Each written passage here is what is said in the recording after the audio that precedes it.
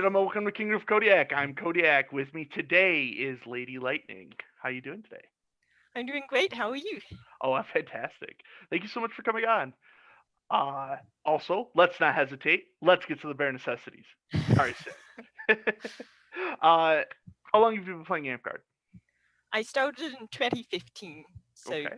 5 years if you count this year. I guess we're counting this year. We should. There's a lot of behind the scenes stuff been happening. So, uh, how long have you been aware of Amtgard? Just about the same time, I found out about it in college. A friend brought me out, and Okay. Uh, where does the persona name Lightning come from? I couldn't pick a name, and then they just kept telling me I had to pick one or they would. This is not the poke I'm at now, so I picked something kind of quickly, and it was a day with a lot of bad weather, and I thought lightning sounded cool, and then I just never changed it. I'm not gonna argue. Lightning does sound cool, but no, that's yeah, it's good. Stick with it. Don't change. Uh, you can take on my advice if you want, and if and when there's ever someone that thinks that you deserve a white belt, tell the kingdom to give you a last name. And spoilers for anyone who's thinking that I deserve it. Don't be crazy. Anyways, not about me. It's about Lightning. Uh, which award or achievement are you most proud of receiving? Oh, I got a seventh Griffin just this past year, like only a few weeks ago at our most recent coat, and I'm so happy about that. Nice, fantastic. That's great to hear. Uh, is 10 griffins the goal, or I would I mean, love to get there. okay, yeah, I feel like there's a lot more to it if everyone thinks you're a very honorable fighter than a good fighter, but that's my opinion. you know if people enjoy fighting you because you're going to take your shots and whatnot, that seems like there would be more to it, but we'll talk about that later when we get to the surveys and whatnot. Lightning, what would you say is your favorite battle game? Now, I don't, I mean, I play battle games, but not seriously. But I think the most favorite one I've ever played in is one we did at Rackus. Hmm. And So Quiet made this giant Cthulhu head to go with the event theme.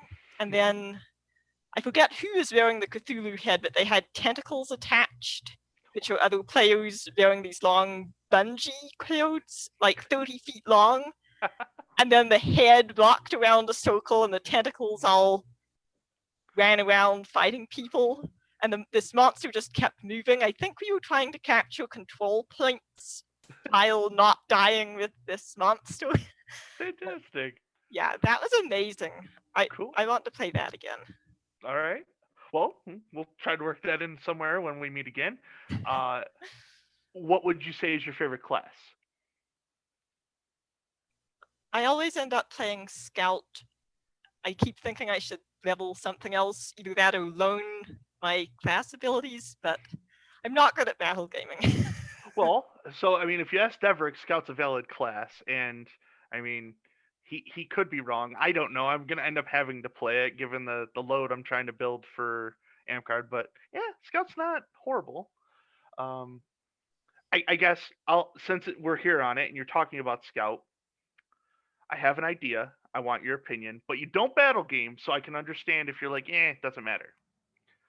Take Ranger off of Druid, right, and just slide it over to Scout. Hmm. Just just do that. Just you can get scouts can get their equipment for free at 6th level. Just move it over. I feel like druids are kind of overpowered, but that's probably because we have people at my park who are very, very good at playing the class.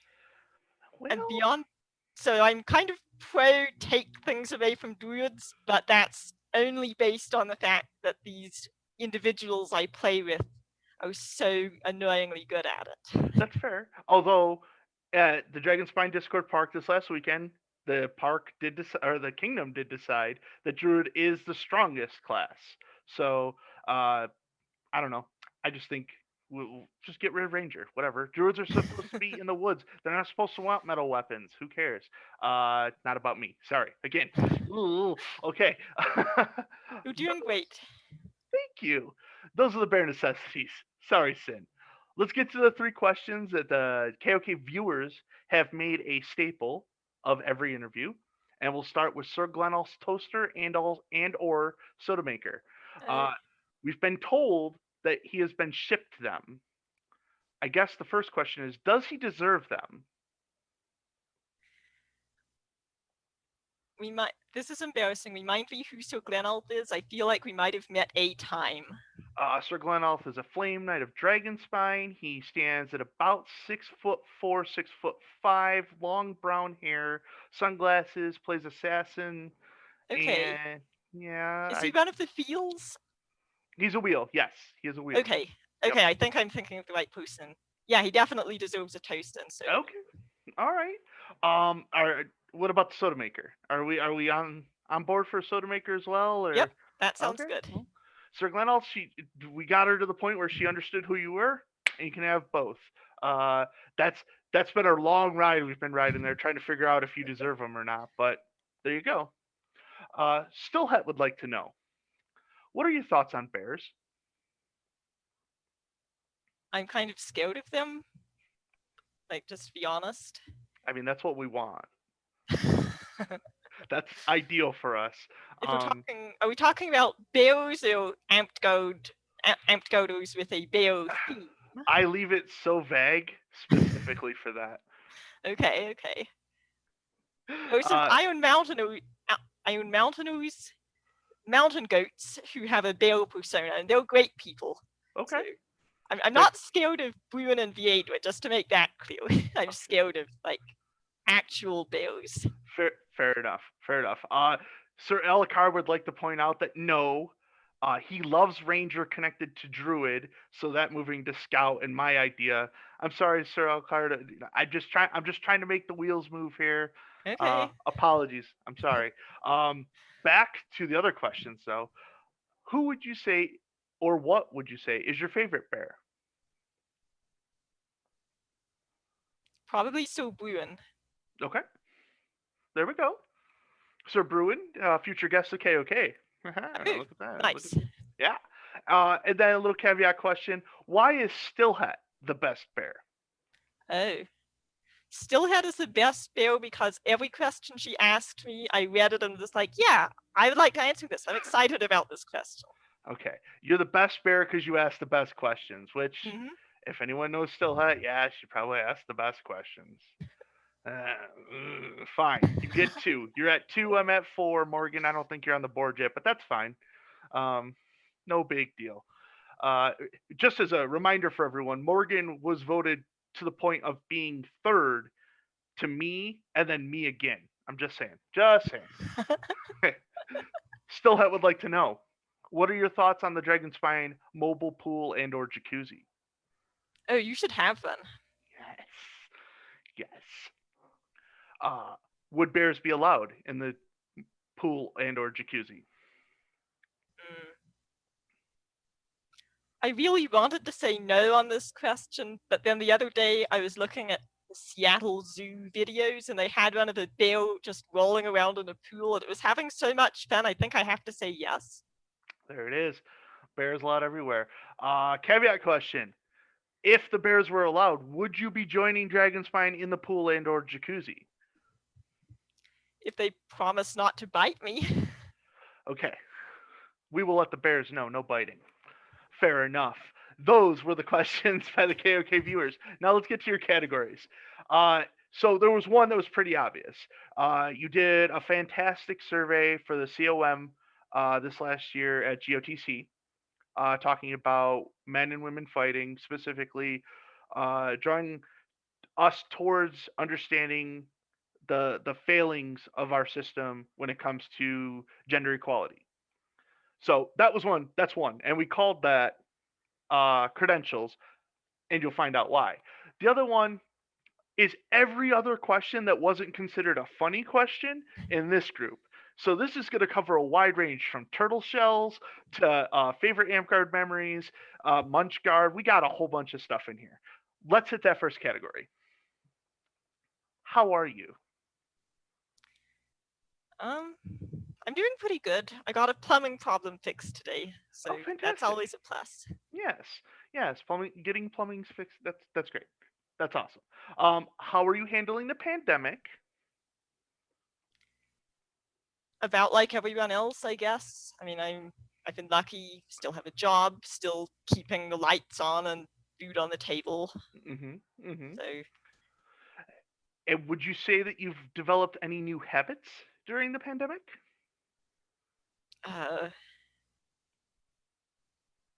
I've done more crafting than usual. That was kind of an existing habit that's gone further. Well, let's watch a bunch of anime on that list. Let's do that. Anime for the win. Okay, still would like to know. Let's get to the Amp Guard stuff. What is your favorite Amp Guard memory thus far? Wow. I have to pick just one? That's really hard. Just one.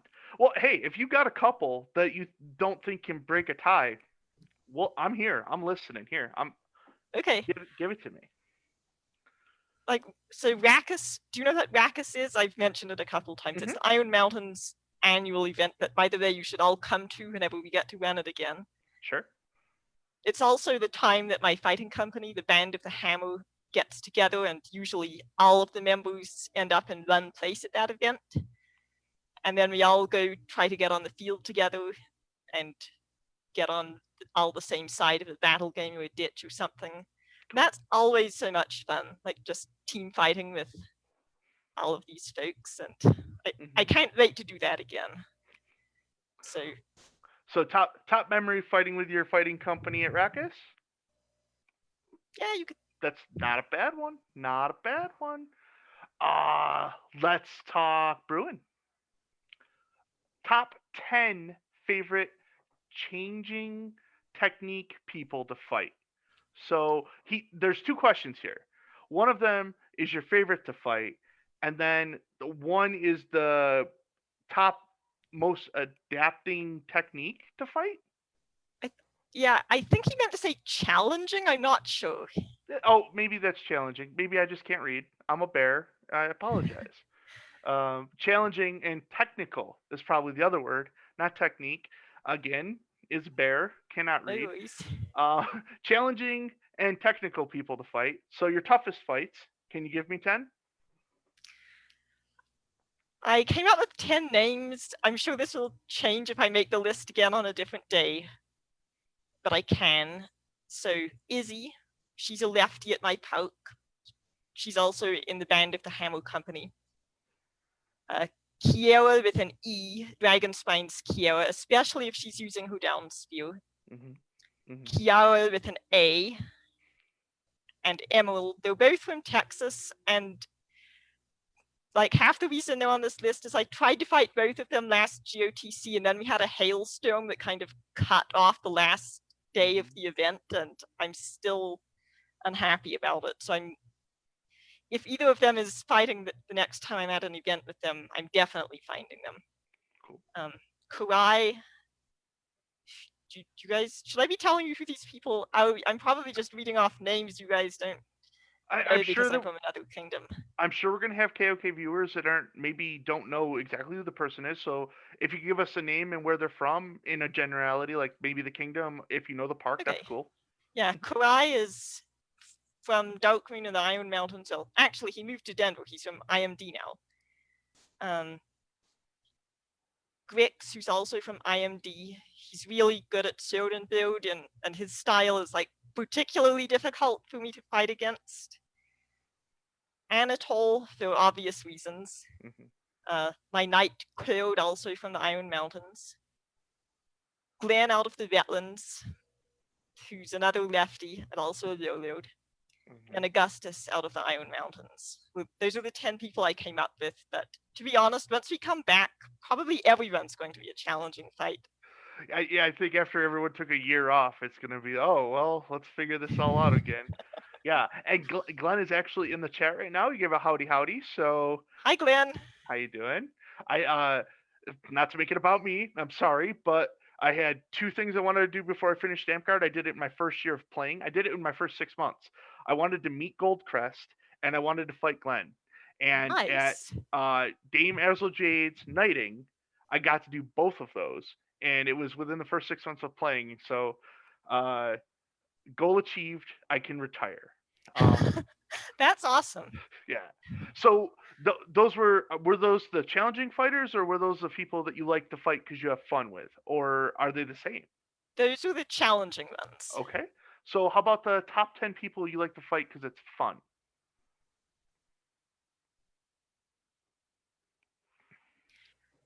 Yeah, before I answer this one, I know I sometimes have a weird reaction to seeing people's top 5 or top 10 lists. So if you're watching this and you're wondering, well, is she interested in fighting me? Should I just sort of hang out off the side and not bother anybody? Like, please come fight me. I want to fight you. I'm interested. I have a bad habit. We have a bad habit sometimes of not including people and just kind of wrapping up in our own little bubble and doing our own thing. And I've had feedback about that. I'm working on it. But in the meantime, please come find me. Please don't feel like I'm excluding you. I take that as a quest. I will find you. But with that, the favorite fun fights. Garion, who's at IMD, he's also very good. So like being fun and being challenging aren't exclusive things. But he just has such a flamboyant style. I couldn't not put him on the fun list. Konda, who's from Darkmoon in the Iron Mountains. We love some Kondo over here. We love Konda. Yep.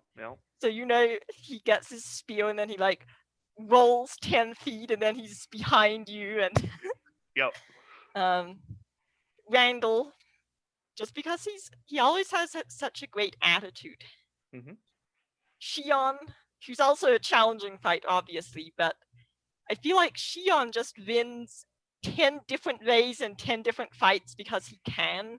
Yep. And that's really fun as well as being challenging.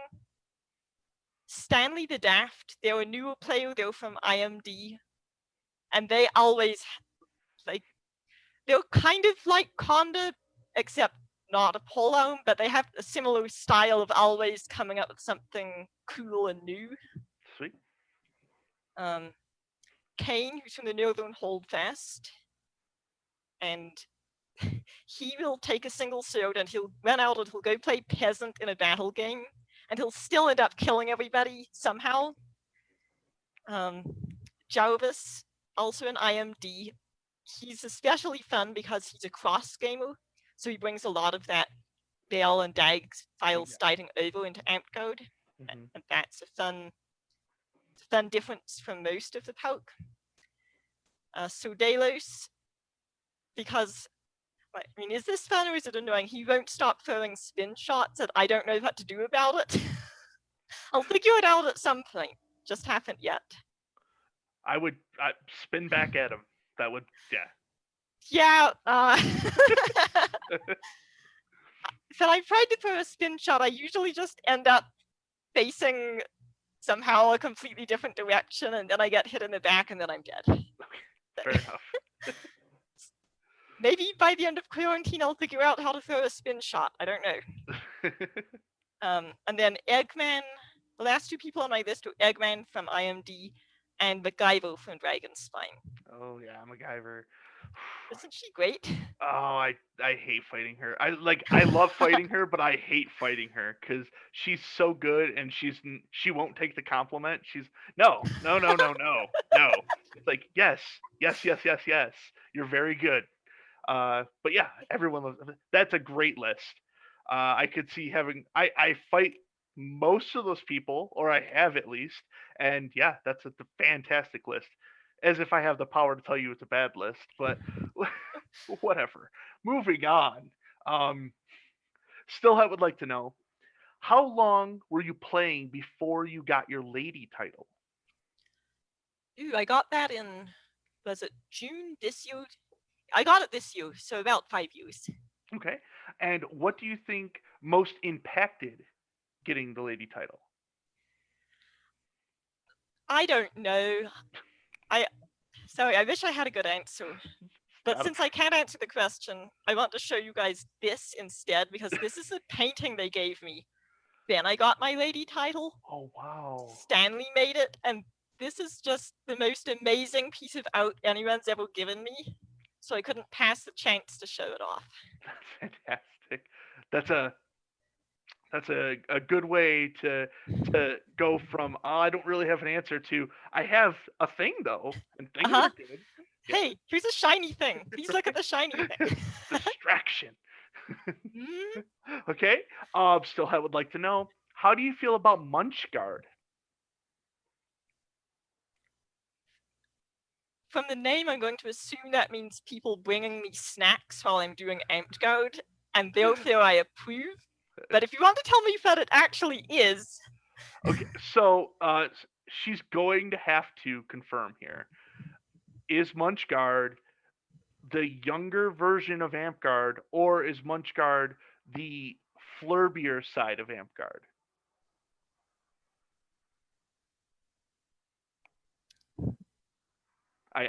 I have someone in the audience who is mouthing stuff at me and I can't hear, but we'll give still have time and we'll come back. Okay, sounds good. Sorry. What is your dream tunic? Oh, I keep trying to make my dream tunic and I still haven't. There's some perfect balance between this feels great to wear and this looks amazing that I'm still trying to approach. That. Well, what would be the style side of the perfect tunic for you? If you could, anything you want, anything in the world can be put on this tunic, or any design could be put on it, and we can find the artisan to do it for you. What would it be?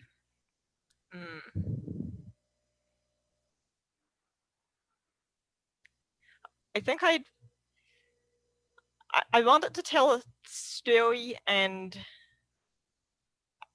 I'd want it to have layers. I know this is not describing a design, but I love things that if you look from like 10 feet away, it looks really cool, and then you go up and look closer and it looks completely different.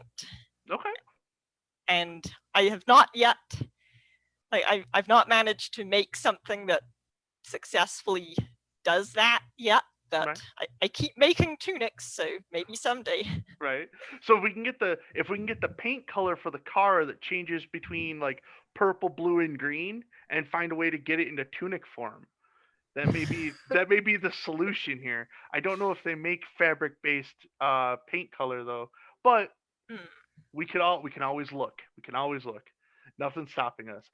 Confirmation on Munchguard.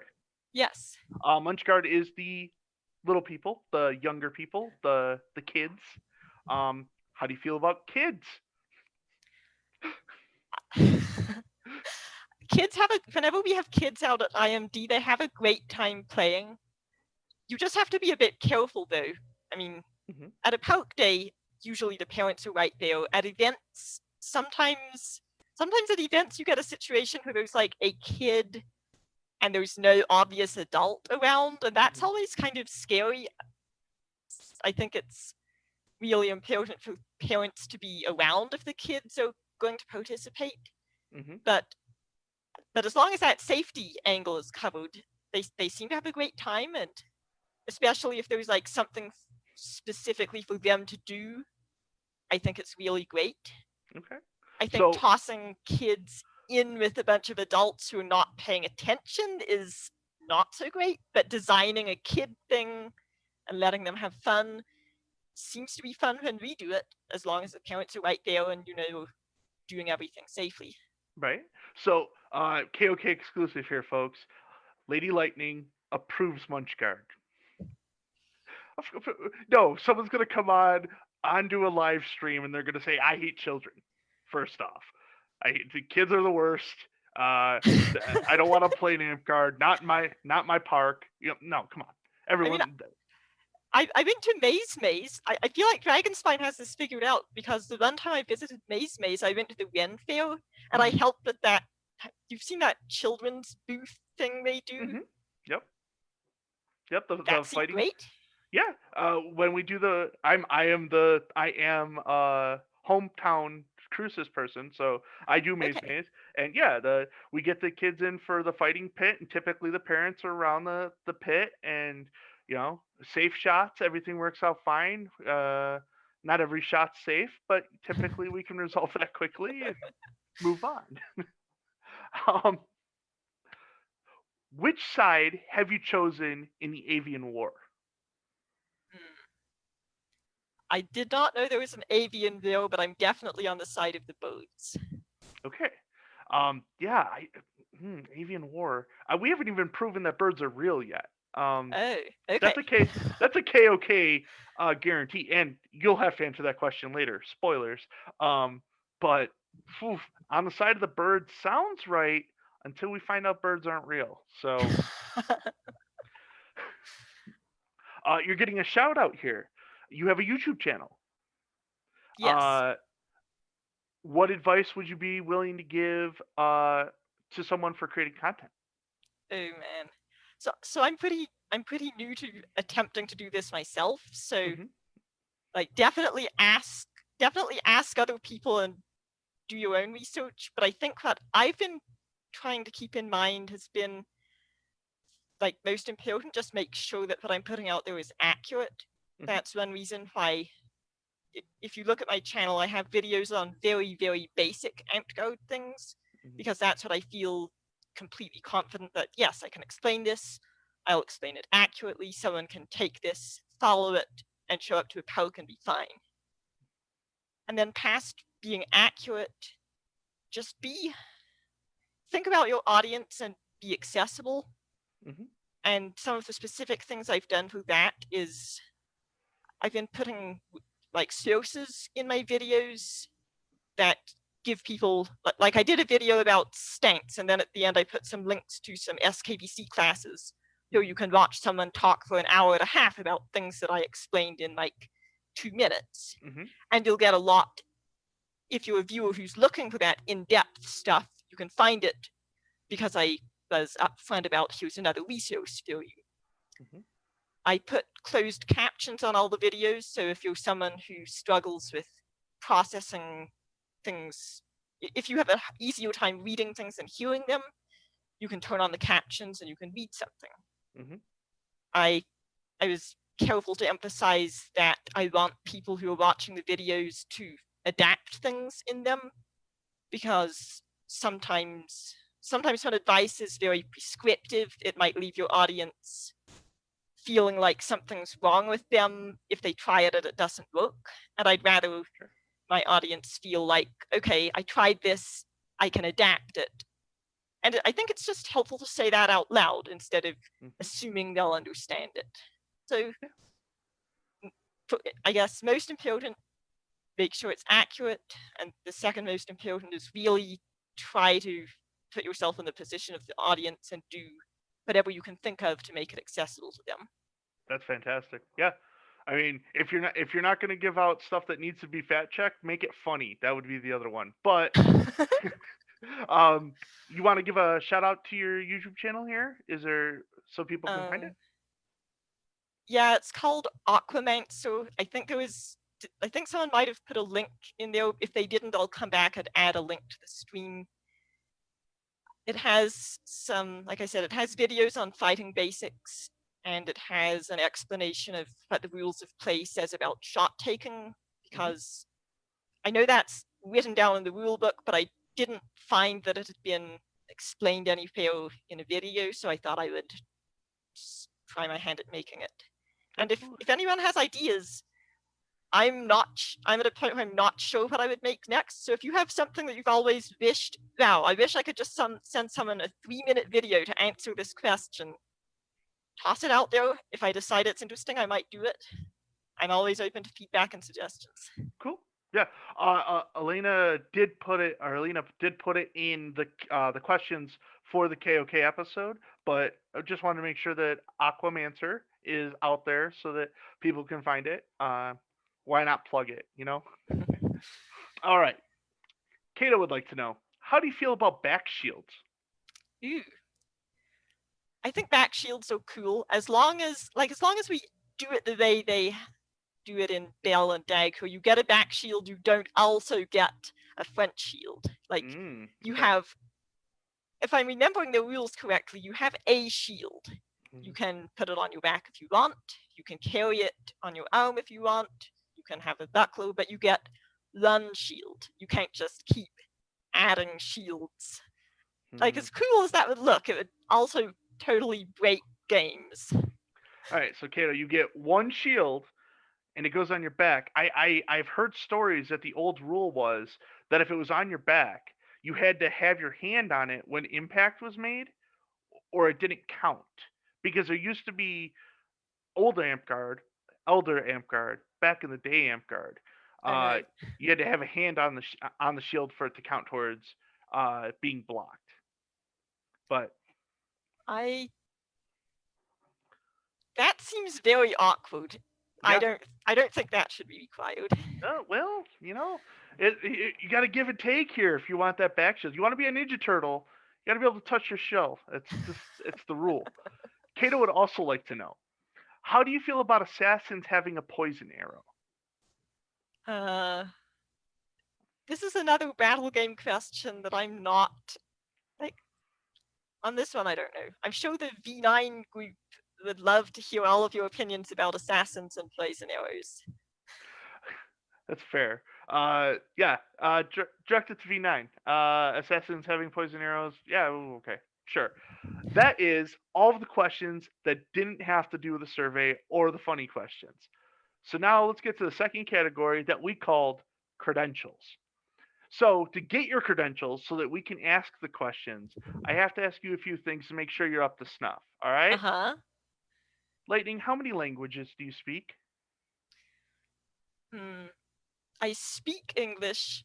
I kind of speak Spanish, and I'm attempting to learn Arabic, but I've got to the stage of memorizing the alphabet on Duolingo. So 1.5. All right. All right. 1.5. Okay. Well, hopefully the next question will help out more for the credentials.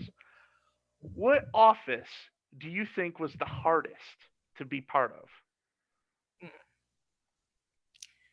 Well, this is a hot take coming from someone who has held local GMO twice, and that's the extent of it. Okay. All right. But with that in mind,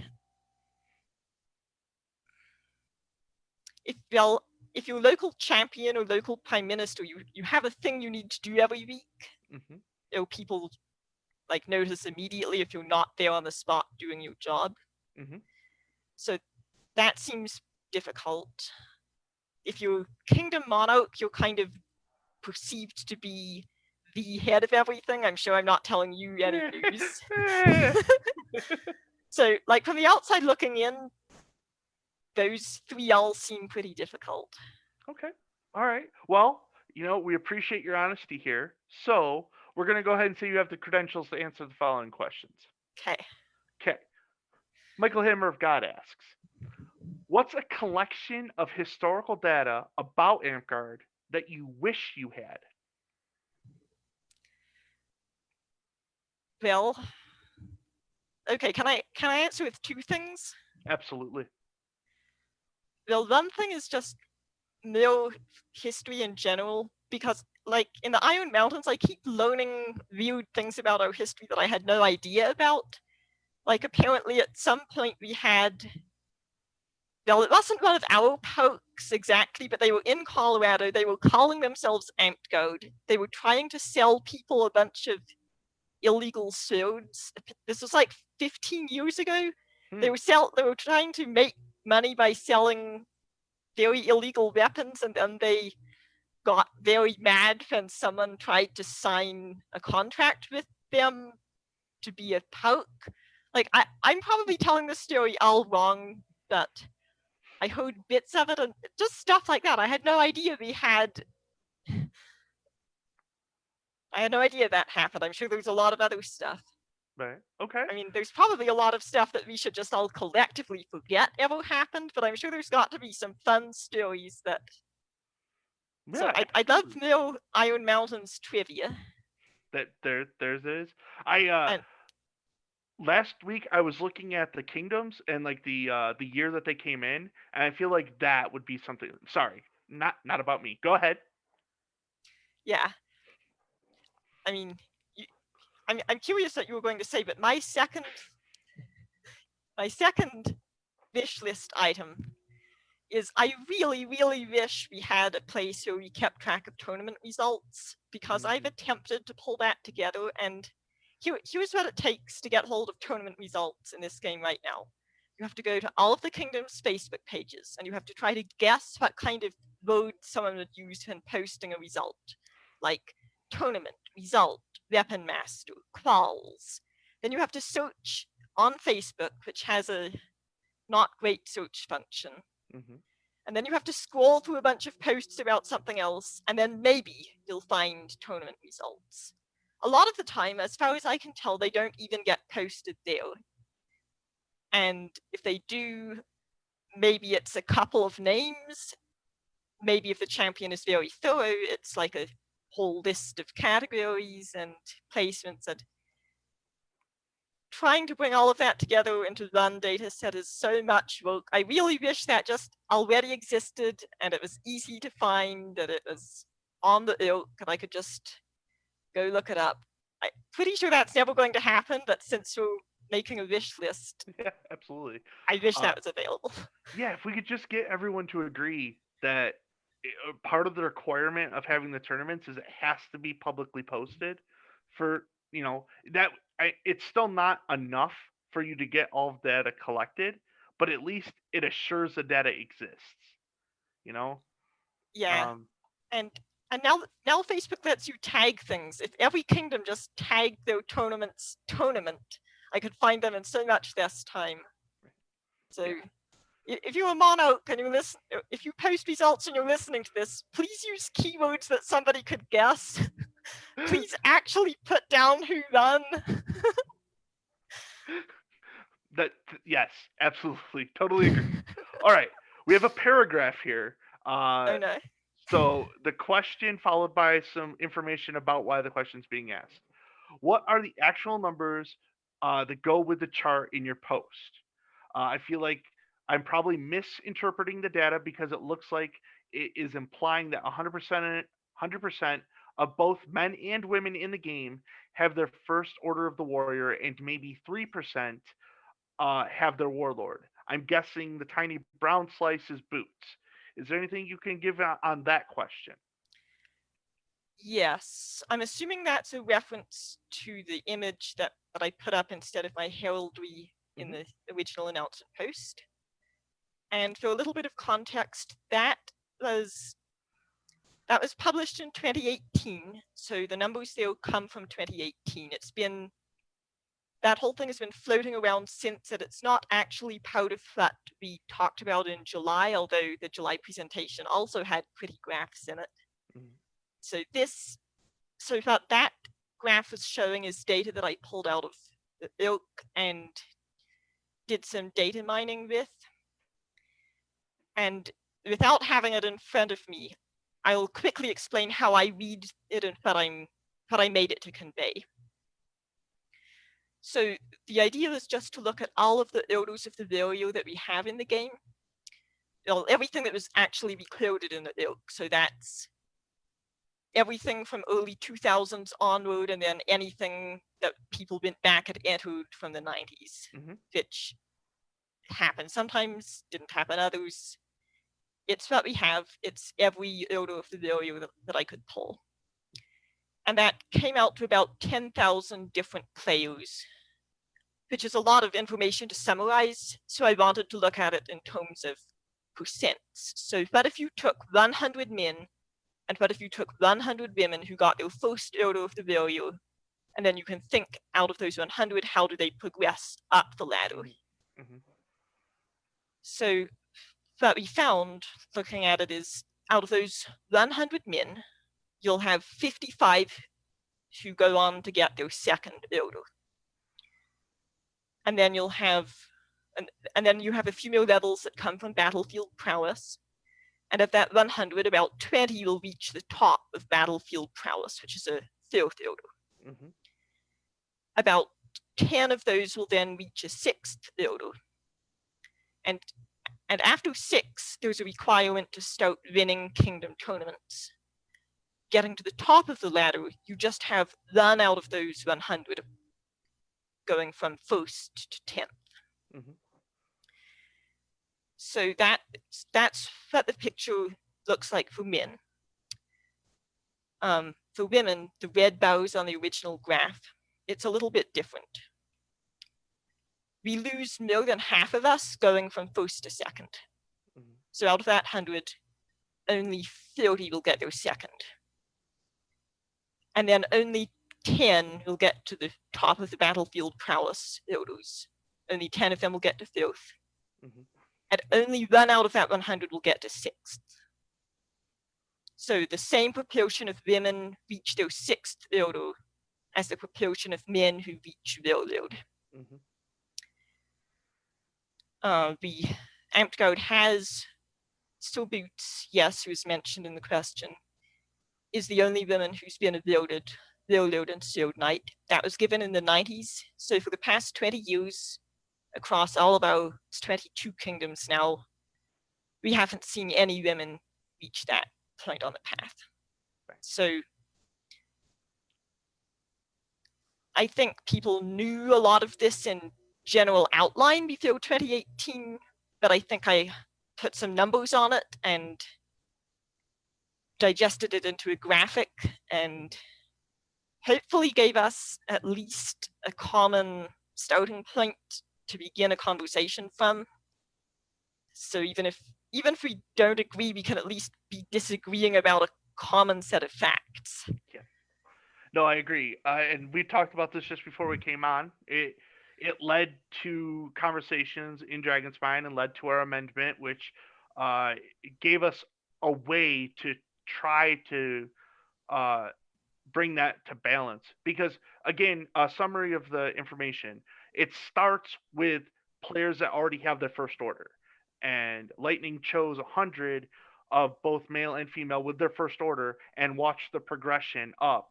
And this, and again, we're talking about 4 levels of that are lost. And from what I'm understanding of your review of it, that's when it starts talking about essentially winning kingdom tournaments.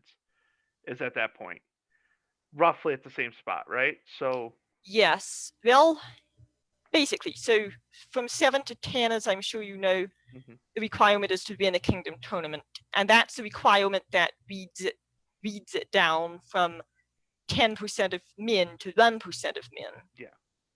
However, there are just very few of us who even begin that stage. Right. We are already down to 1% before we reach the level where we could win a kingdom tournament and get the next build. Right. So it points out something that we need to work on. The game as a whole, there's not a kingdom that's being called out for it. It's Amtgard. All of us have to come together and work on that. I think the second question here kind of plays into it a little bit, so I'm going to ask that, and if it doesn't, we can come back to the previous one. Another question about your the data is, I'm assuming these numbers are pulled from the ORC, which you confirmed, yes they were, but that doesn't include gender data. Follow-up question, how did you correlate men to women with regards to the awards? So first part, you grabbed 100 names from, or 100 people, and made male and female. The question speaks to, how are you sure that that's what they identify as?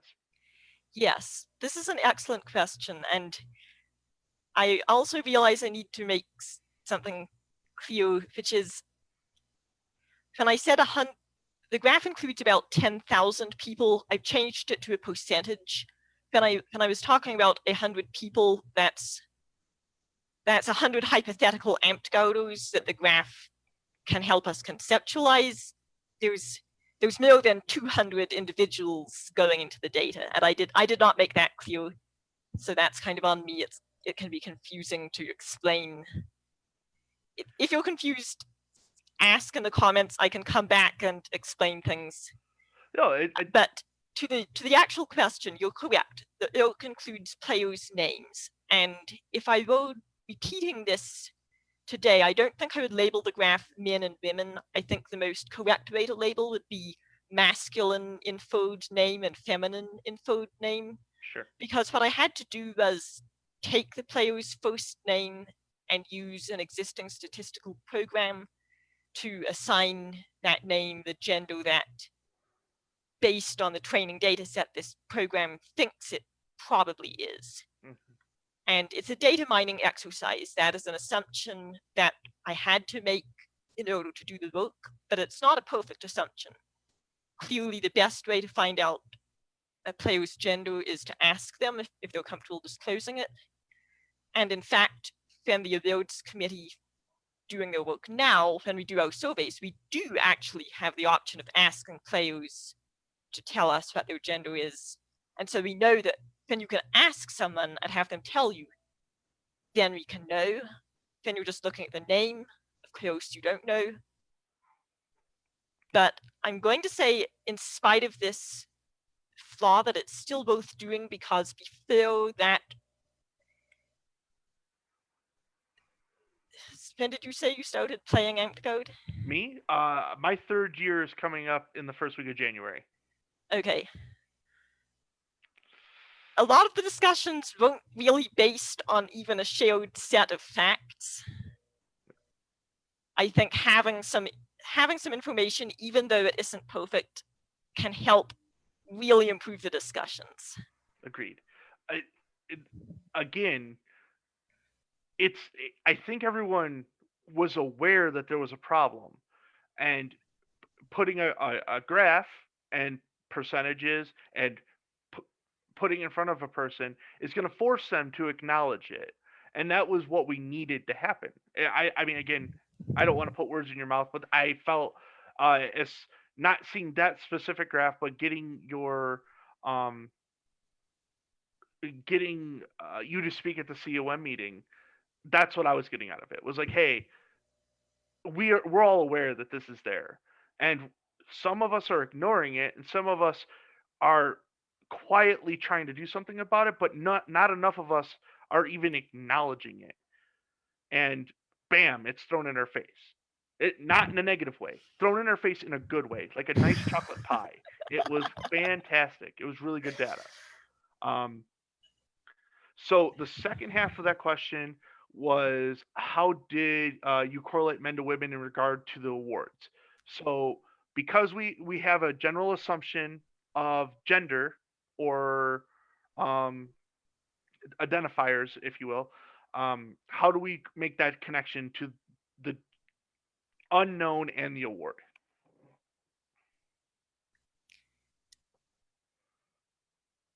I will try to answer the question. If you're on the stream, let me know if this is not what you meant to ask. Okay.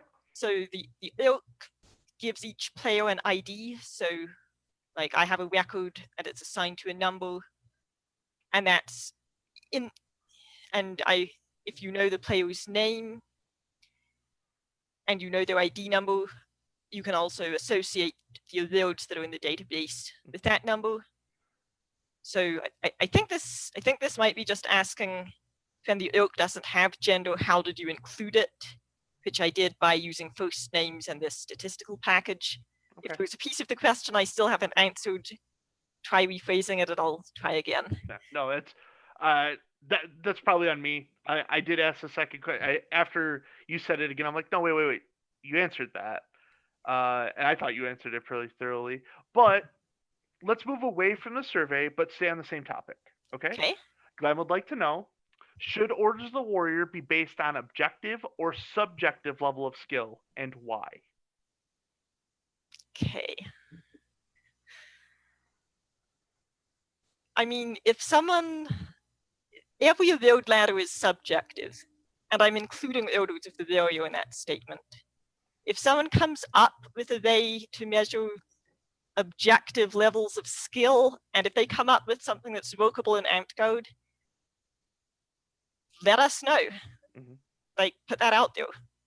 I'd like to circle back to what I said about all awards are subjective and explain that a little more, if that's okay. Absolutely.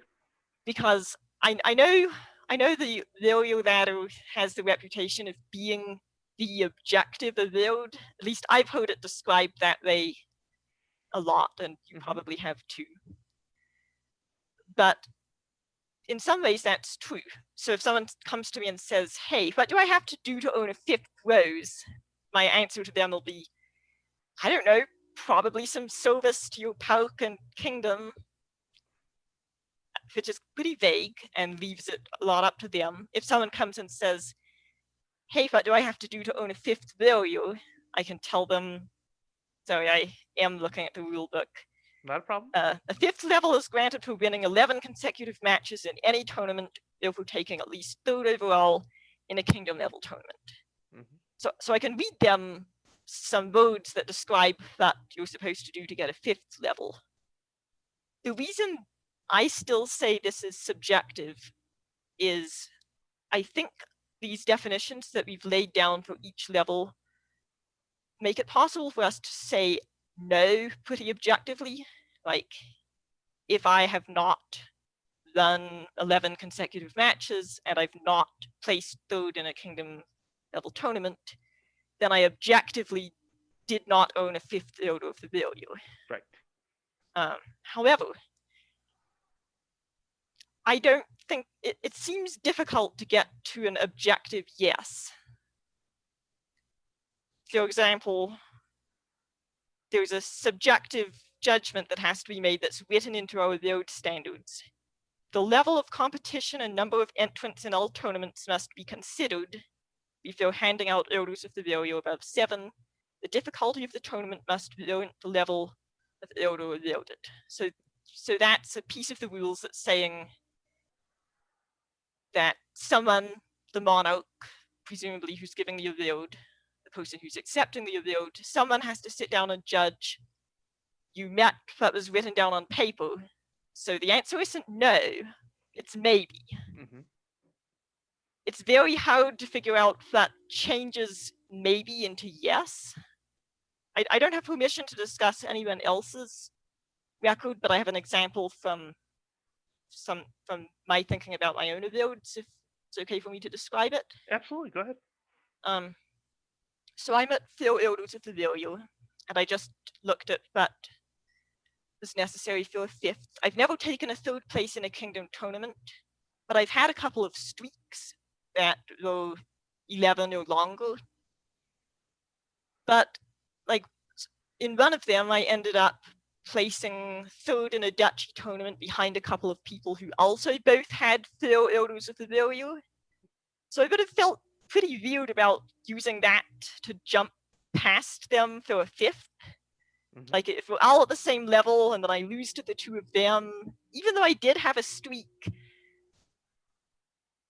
like that still seems like we're kind of all solidly 4 orders of the value after that result. And in the other tournament, I had actually a pretty long streak. I think it was 20-something in a duchy tournament. I like to keep track just because it's a fun thing to track for me. Yep, absolutely. But again, in that tournament, there were some folks who could probably have knocked me out of the pool. It was in a pool, first of all. It was in an Ironman pool. And there were some folks who could probably have knocked me out, but they happened to be in a different line.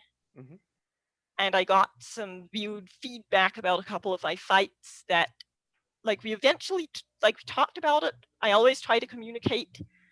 I didn't feel great about it, though. So again, on paper, I did a thing that was written down as qualifying, but subjectively, I didn't feel good about it. Right. And so objectively, you can pretty much say no to someone objectively. It's really hard to say yes objectively. It's either no or maybe. There's a weird gray zone.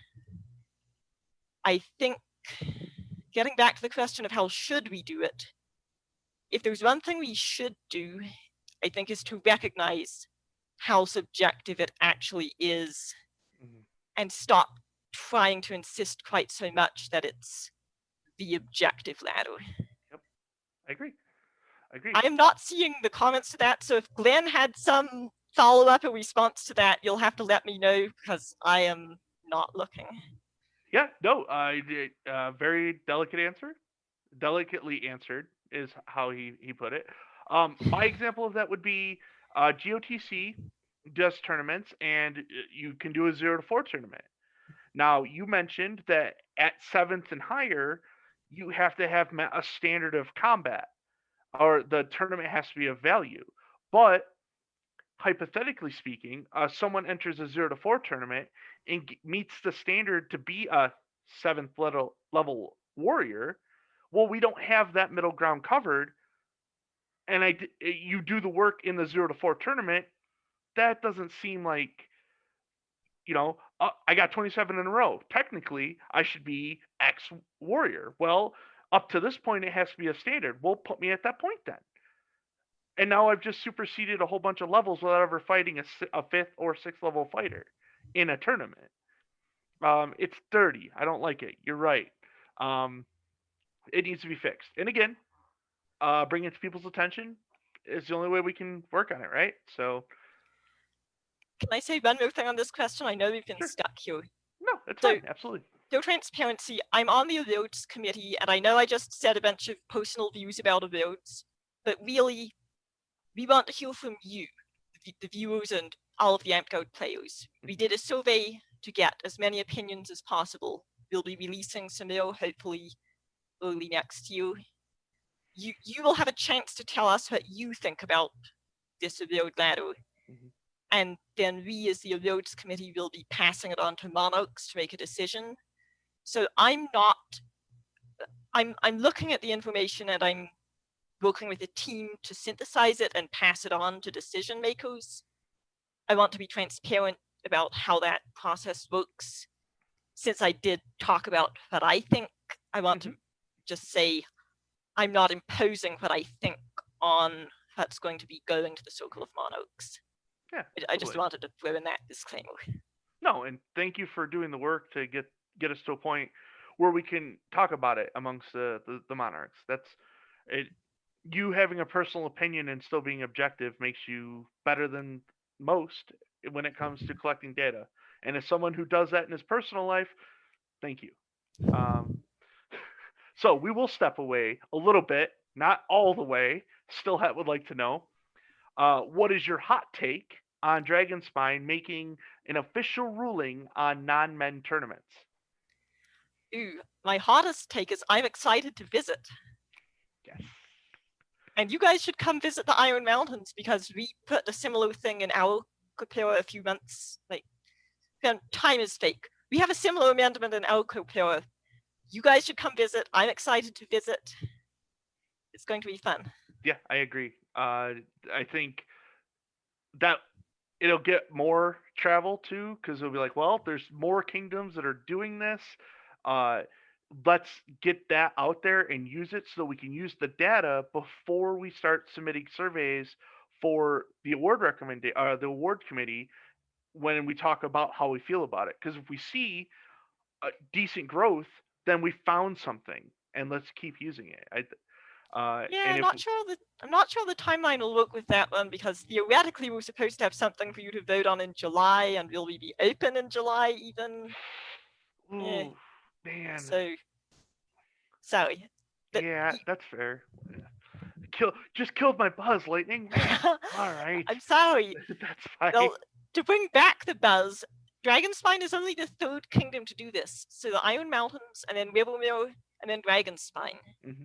So I like staying ahead of the curve. I hope it's ahead of the curve. Yeah. I'm also very nervous that, that feeling when there's a tire sitting on top of a hill and then you push it off the side of the hill and then it's gone and it's just rolling and you can't stop it. Well, we all have to agree that this is a positive step, but it's the first step. Yes. We should all be aware that this will not be what the final result will be. But this is a positive step in the right direction to trying to find the correct answer. So, again, thank you for helping getting that data and moving forward with it. Morgan would like to know, as most major sports are dealing with the issue, not just Amtgard, how do you feel about tourneys in Amtgard, both regular and non-men tourneys, and how we currently handle them? Do you have any ideas of how we can further improve inclusivity? Yeah. Like the answer to how can you further improve inclusivity is always talk to your players. Hmm. I mean, I guess at this point we now have a diversity and inclusion team Hmm. with representatives in different regions. So talk to those people, but if you have a question about how to improve things in your park or your kingdom, you can ask outside people, but ask your players, and don't, like, I say ask your players, but I do not mean just like walk up to them and start asking them questions about, Right. hey, so do you feel comfortable at park? Oh, do you feel like our park is sexist? Because I guarantee the answer to that is going to be an awkward, no, everything's fine. I'm busy right now. Yeah. Like, maybe instead of talk to people, give people space to talk to you. Hmm. Like, throw it out there. I would like to hear from anyone who has an issue. I'm committed to helping. I would like ideas from players. I know some ideas that have been done include running classes. Like, just run a fighting class at your park for everybody. Pick someone to teach it who's good at teaching. If you have a choice between someone who's great at fighting and great at teaching, get the good teacher, Hmm. assuming they're decent at fighting. Running non-men's tournaments is not some kind of silver bullet, as you were just saying, and the kingdom really needs to be ready for it to happen. If your kingdom isn't ready, that's fine.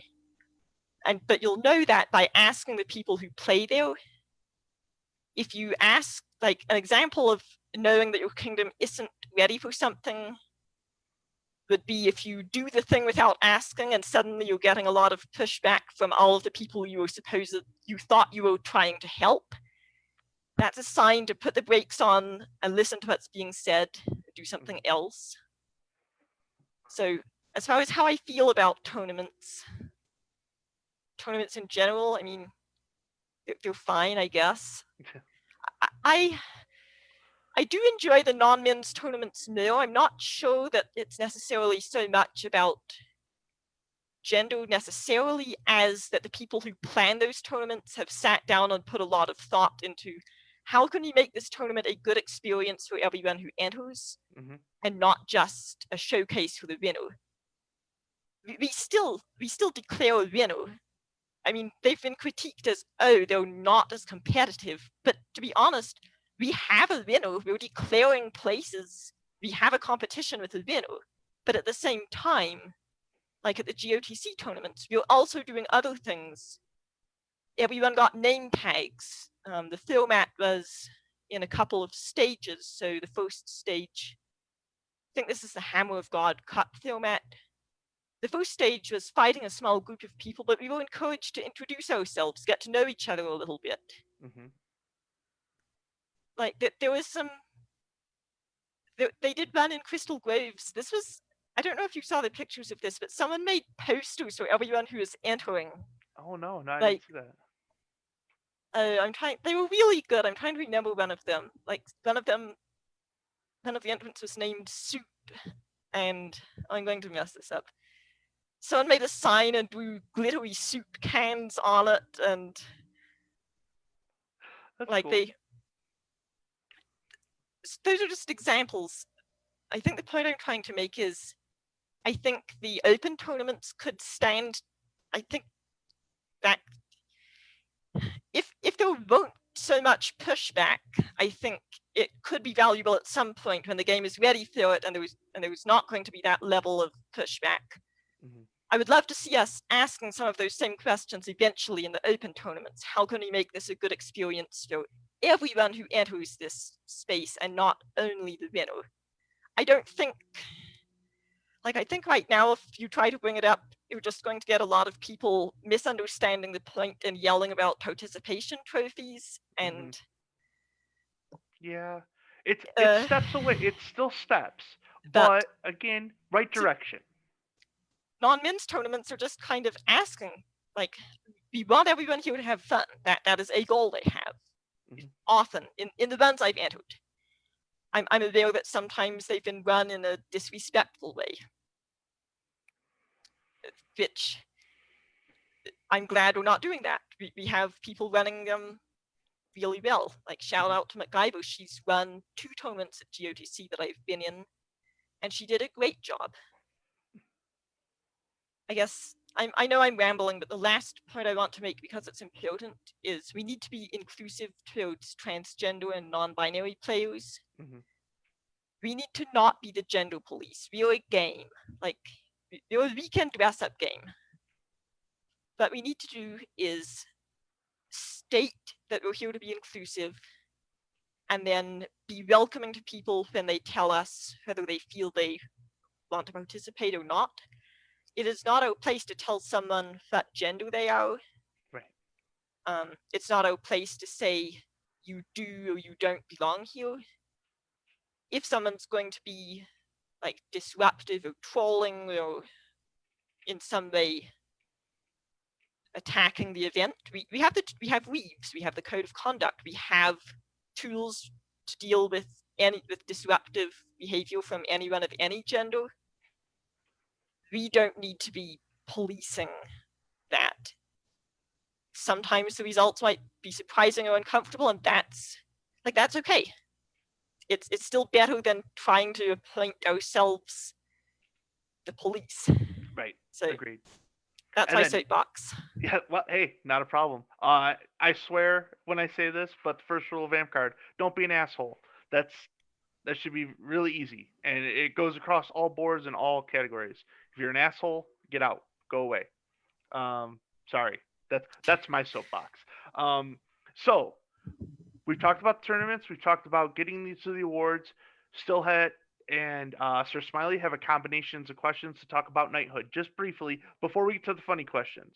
Hopefully Okay. that we'll bring it back. We'll bring some levity to it. Stillhat would like to know, what is a knight?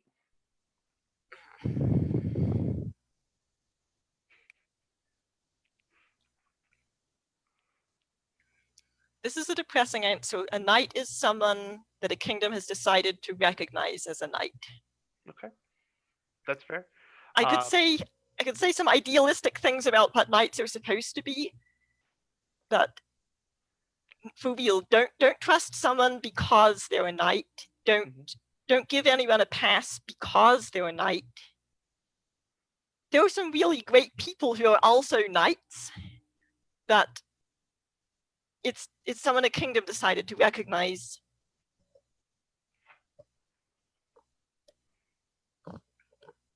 And it's someone a kingdom decided to recognize. I said all of those are subjective. Knighthood isn't different. That's fair. That's fair. Okay. I wish I could give you an optimistic answer. I'm sorry.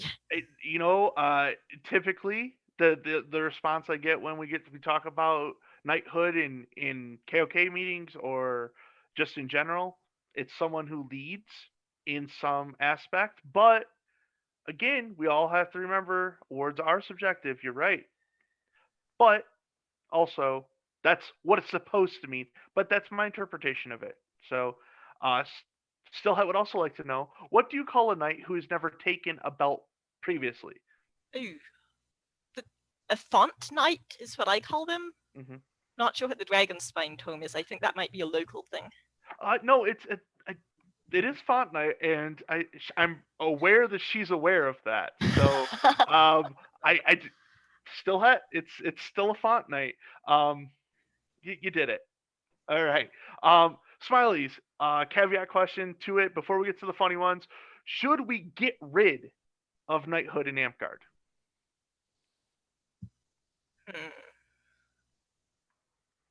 I don't know.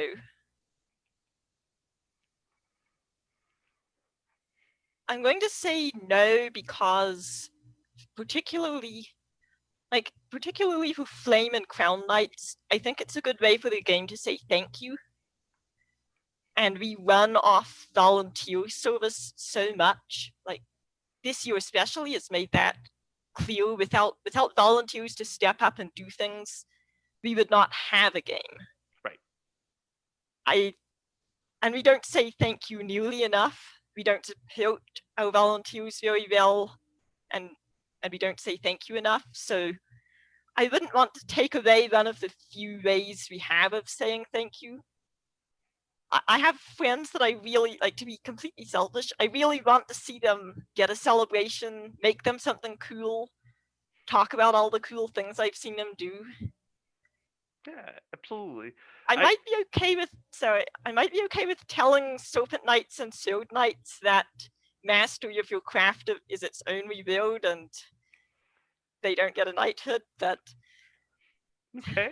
So I guess my answer to Smiley is you can have 2 of them, and we should keep 2 of them. My concern with it is if you take away knighthood and you're like, this is in an idea that it's the tier above your masterhood. In that scenario, I'm not suggesting that's how it should be. I'm just saying kind of how it's built right now. Then masterhood becomes knighthood, and then in 10 or 15 years, we're talking about we should get rid of mastery. And then in 10 or 15 years, we're all retired, but our kids' are talking about getting rid of orders altogether because we just need to make better knights, is I think what I'm getting to. Yeah.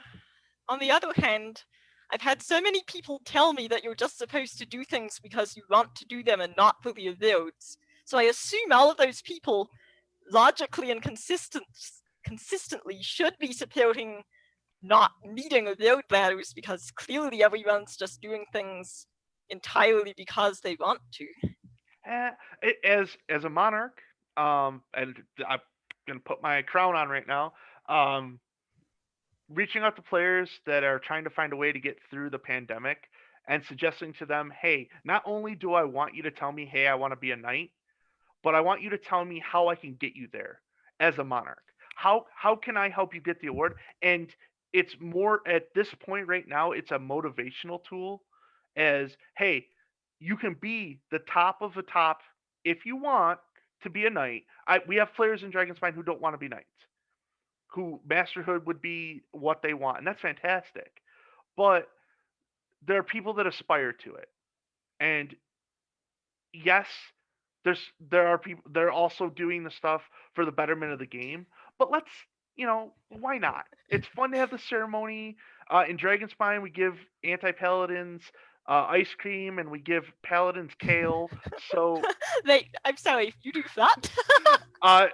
when a knight is made in Dragonspine, they have a declaration of what side of the line they're on, and if they're an anti-paladin, they're presented with ice cream. Okay. And if they're a paladin, they're presented with kale and salt water, I believe. Yeah. So I mean, it's a Dragonspine thing. It's a lot of fun. I would hate to see it go away, especially since we can use it as a tool to motivate people to stay active, especially right now when staying active is a problem. But I was willing to die on that soapbox with Smiley, and I'll continue to do so. If you want to private message me, I'll have that argument with you for hours. Anyways, that's all the serious questions. Stillhat, just to point out before we get into the funny questions, yes, I was calling you out. Funny questions, starting with Dallin. What is your favorite semi-precious stone? I think it has to be Tiger Eye. Have you seen Tiger Eye? It's the brown one with like light fibers, and you can see the light play in it. Okay. Why would it be watermelon tourmaline? Dallin, did I say that right? Yep. All right. Hey, look at me. Why would it be that? Oh, that's a metamorphic mineral. So what that means is metamorphic rocks are what you get when you take rocks and then you put them lay down in the earth and you put so much pressure and heat on them that they recrystallize into something different. Tourmaline is one of the minerals that will grow there, and watermelon tourmaline not only grows under these really high pressure conditions, but it has a rainbow in it. Oh, yeah, that's Uh-huh. awesome. That's awesome. I think that's the correct answer. I think we're gonna make that a KOK like mandate that that's the correct answer there. Um, but I mean, you can have Tiger Eye. That's fine. Um, and were you aware that Maine has a literal mountain of this precious, semi-precious gem? I've been made aware of that I think with this knowledge, I need to travel to Maine and at least climb on top of this mountain at least one time. That sounds like a great idea. Let's get a travel party together and just go stand on a mountain. Yeah? All Yep. right.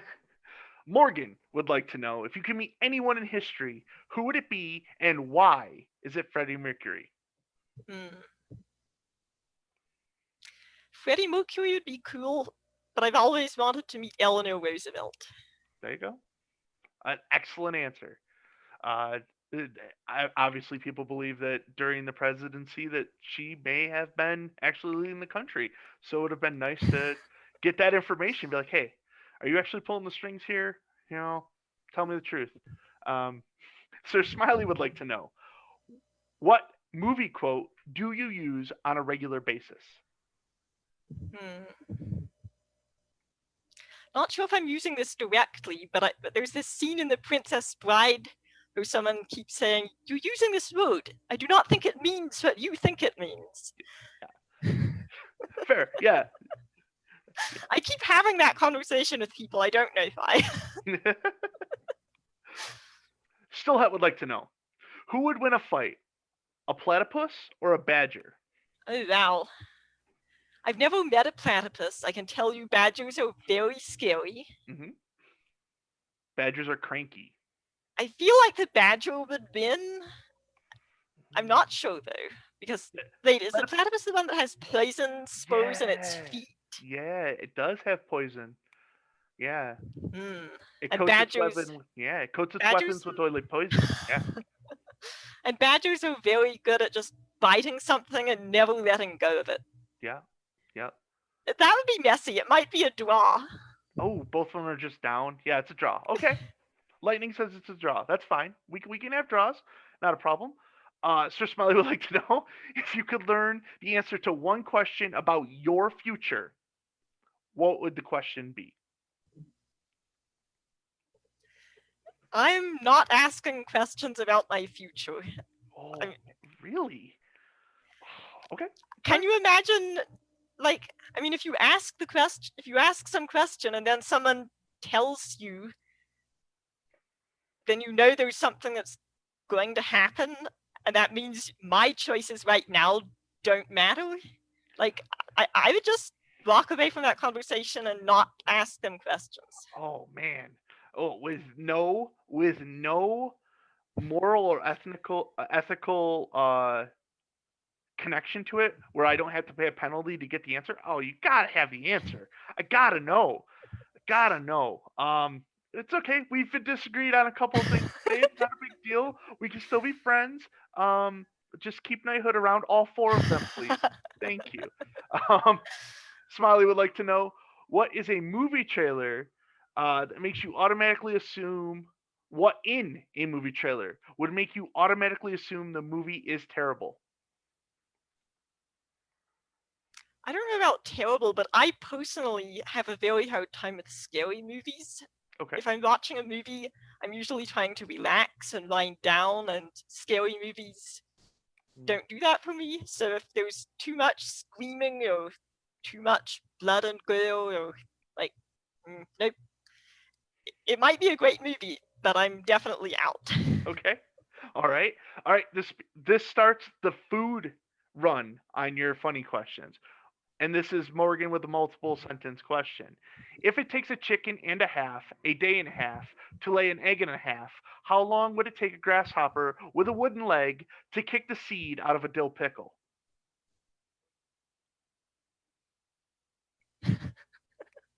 30 minutes. 30 minutes. Morgan, you have your answer. So you find that grasshopper, we'll talk. Sir Smiley would like to know, what weird food combination do you enjoy? Ooh.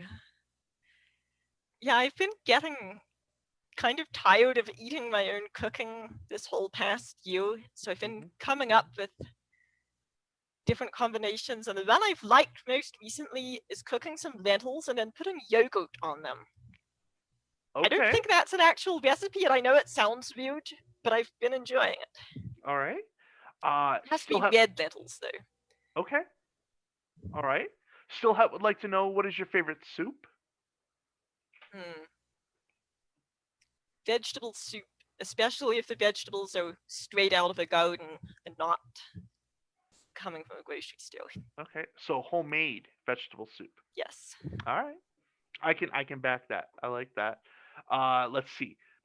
Still have, would like to know, is a chili dog an open faced sandwich or a taco? I think it would have to be a taco Mm, because, mhm, mhm. first of all, it's got that like folded up shape, and also I just don't think chili goes in a sandwich. Well, again, if the bread is still connected on that hot dog, that's a taco. If that breaks, that's a sandwich. I'm holding that stance. Again, I found another soapbox. Tell me if the bottom of the bread is broken or not, and if you're not willing to tell me, then it's still up in the air. But sure.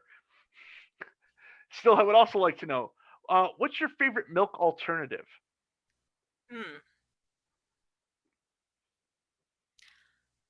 I don't know.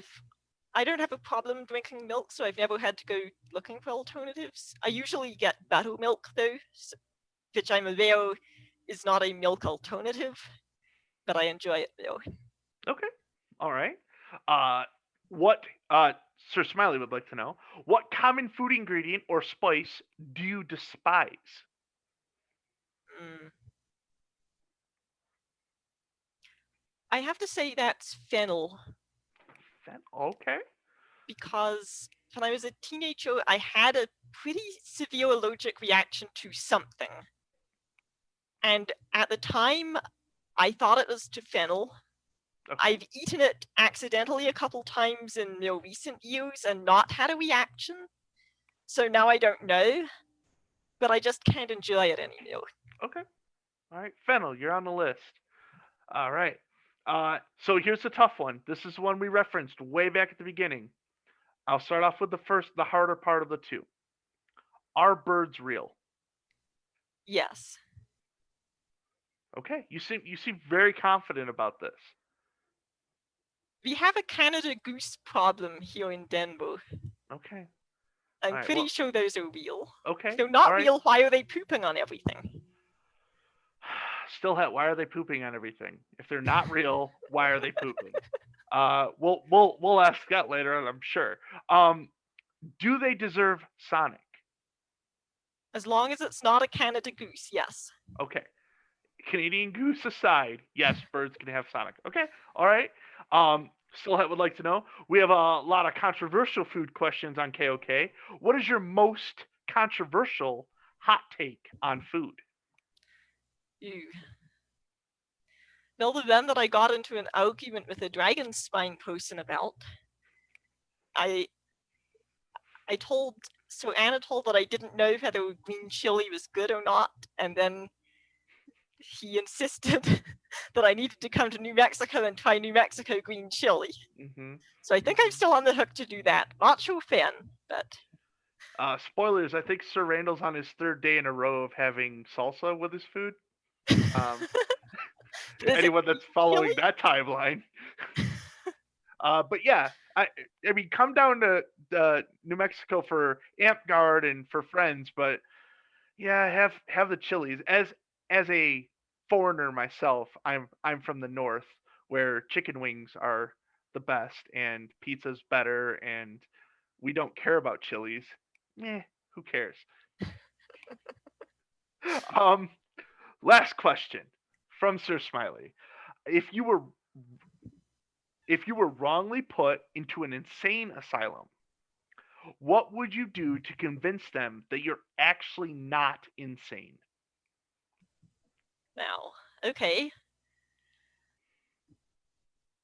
I mean, I guess the first thing I try to do is find, like, if this exists, if there's a patient advocate type of person on their staff, Hmm.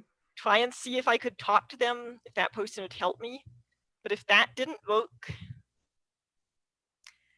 I don't know. They must be pretty used to people claiming that they're not supposed to be there. So I Right. think my best option would just to be really compliant, do everything they wanted me to do, and hope that either they decide I can be released, or before they decide I can be released, I figure out a way to just sneak out of there. Because I feel like they'd probably be busy, and they'd probably have to triage a little bit and give some patients a higher priority. So if they just don't have to think about me, maybe they wouldn't notice if I left. It's what's being suggested in the chat is just break out, just be act the way that you were describing, and then just walk out. Oh, nope. A new suggestion: bite an intern. How would that help me leave? I Eric, can you explain how that helps someone leave? Bend the bars and declare sovereignty. I don't know if you're allowed to do or can do either of those two things. No. See, most people just don't notice things. Like, unless I'm sure if you're on the staff of an insane asylum, you have to notice things. Mhm. But I feel like there's a whole lot of space for you to just get through rooms and get through life and just be in the parts that nobody's paying attention to. Yep, that's that seems right. We're getting more references. Apparently, lightning cannot be contained, so don't worry about it. You're fine. Lightning, thank you so much for coming on. If you could just bear with me through a couple of announcements, we'll say our goodbyes. KOK viewers that are Dragonspine, Burning Lands, or anyone that wants to contribute, Sir Smiley, Kato, and myself have put up our facial hair for donations towards St. Jude's Children's Hospital. For $500, I will shave my beard. For $1,000, Kato will shave his beard. For $3,000, Sir Smiley will shave his mustache. For $4,000, Sir Francis will allow us to shave his hair, which will turn into a mohawk and a soul strip, I promise. Anyone that's looking to donate towards that can reach out to Sir Smiley or myself, and we will direct you to somewhere. And eventually, there will be a post made to allow for donations to be taken. Um, Dragonspine, thank you so much for your commitment to the survey that the Kapora revision team put out. That data has been taken, and we're going to be submitting a new survey here shortly to solidify some of our answers and make sure that we have your voice in the Kapora before we put that out. Dragonspine and Burning Land members, remember that there is the RP page that we are running. It's been pretty cool to read some of the ideas of what we see our story is for our individual characters along with a combined effort. I think that's all I have. Lightning, thank you so much for coming on. Is there anything else that you would like to say uh, before I disconnect and you can't say any more to them? Thank you so much for having me on. This has been a blast. I'm so happy you put out a call for, hey, just message me. The goal was originally to hit as many Dragonspine people as possible, and then we started seeing an Inner Kingdom attendance for this.